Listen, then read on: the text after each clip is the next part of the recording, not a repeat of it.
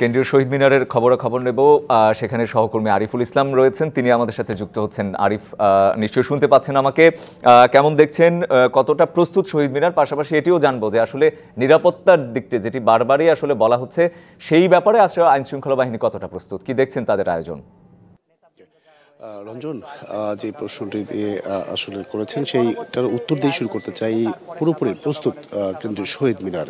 ইতিমধ্যেই নিরাপত্তার যে চাদর, সেটা 4 স্তরে বিশিষ্ট কিন্তু নিরাপত্তা চাদরে ঢেকে রেখেছে পুরো কেন্দ্রীয় শহীদ মিনারের প্রাঙ্গণটি। এর পাশাপাশি ইতিমধ্যেই আমি যদি একটু দেখাতে চাই পুরো শহীদ মিনারটি, সেটা যদি পুরো এসএসএফ থেকে শুরু করে সেনাবাহিনী থেকে শুরু করে প্রতিটা বিভাগের যে আইন শৃঙ্খলা বাহিনী রয়েছে, প্রত্যেকেই যাদের অবস্থান থেকে নিরাপত্তা দিয়ে যাচ্ছেন।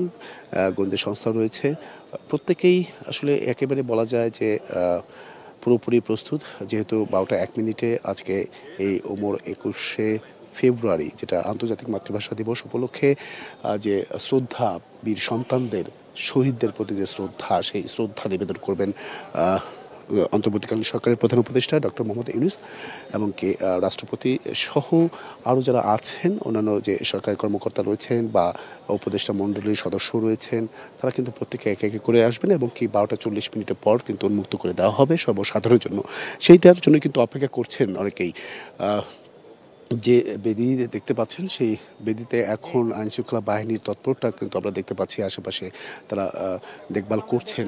এছাড়াও আপনি জানেন যে রঞ্জন, ডিএমপি কমিশনার বলেছেন যে কোনো প্রকার হুমকি নেই বা জঙ্গি হামলা বা অন্যান্য যে বিষয়গুলো থাকে বিশৃঙ্খলা সৃষ্টি, সেসব বিষয়ে কিন্তু কোনো প্রকার এখন পর্যন্ত কিন্তু হুমকি নেই বলে কিন্তু জানিয়েছেন। তাই বলা যেতে পারে আসলে দেখার বিষয় যে 12টা 1 মিনিটের পরবর্তীতে যারা আসবেন বা সমস্ত মানুষের ঢল যে নামবে, সেটা কিন্তু বোঝা যাচ্ছে, কারণ অনেকেই এখন পর্যন্ত অপেক্ষা করছেন। এবং এর পাশাপাশি আরেকটি রঞ্জন বলে রাখি, যেহেতু গণ অভ্যুত্থানের এবারই প্রথমবারের মতো পালিত হচ্ছে আন্তর্জাতিক যে মাতৃভাষা দিবস, সেটা কেন্দ্র করে যে তারা বলছেন যে মাতৃভাষাটাকে বিশ্বের সব জায়গাতেই প্রচারণা এবং কি যে ধরনের একদম বুঝতে পেরেছি। আরিফ, আপনাকে ধন্যবাদ। আমি দেখতে পাচ্ছি আমাদের সাথে সহকর্মী সৌরভ হাবিব রাজশাহী থেকে যুক্ত হয়েছেন, সেখানকার শহীদ মিনারের প্রস্তুতি এবং খবরাখবর জানাতে।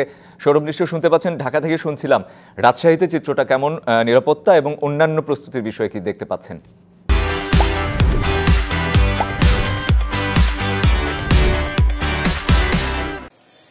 রঞ্জন, আজ মহান ভাষা দিবস এবং আন্তর্জাতিক মাতৃভাষা দিবস, এই দিনটি প্রতিবারই কিন্তু আমরা রাজশাহী কলেজে আছি এবং এই রাতে কিন্তু রাত 12টা 1 মিনিট শহীদদের শ্রদ্ধা জানানো হবে এবং সকল প্রস্তুতি কিন্তু সম্পন্ন হয়েছে। এবং এখানে আমরা আইন শৃঙ্খলা বাহিনীর সদস্যদের কিন্তু দেখতে পাচ্ছি, তারা কিন্তু এখানে আছেন, যথারীতি অবস্থান নিয়ে আছেন। তো সবকিছু মিলিয়ে কিন্তু সকল প্রস্তুতি সম্পন্ন হয়েছেন। আর কিছুক্ষণ পরেই কিন্তু এই যে মহান ভাষা দিবস, মহান শহীদ দিবস, শহীদদের শ্রদ্ধা জানানো হবে। এবং রাজশাহী কিন্তু আন্তর্জাতিক যে আজকের যে দিবসটি, এই ভাষা আন্দোলন কিন্তু একটি বিশাল একটা ভূমিকা রেখেছিল। এবং 1952 সালের 21 ফেব্রুয়ারি যে গুলি চলেছিল ঢাকায়, সেই শহীদদের স্মরণে কিন্তু রাজশাহী কলেজেই কিন্তু প্রথম শহীদ মিনারটি নির্মাণ হয়েছিল। তো সবকিছু মিলিয়ে আজকে যে এখানে আয়োজনটি হচ্ছে, আমরা একটু কথা বলবো। এখানে একজন ভাষা সৈনিক পরিবারের সদস্য আছেন এবং তিনি এখানকার একজন সাংবাদিক। একটু বলবেন যে কেমন প্রস্তুতি আছে, অন্যান্য বারের তুলনায় এবার কি লোক সমাগম কেমন হবে?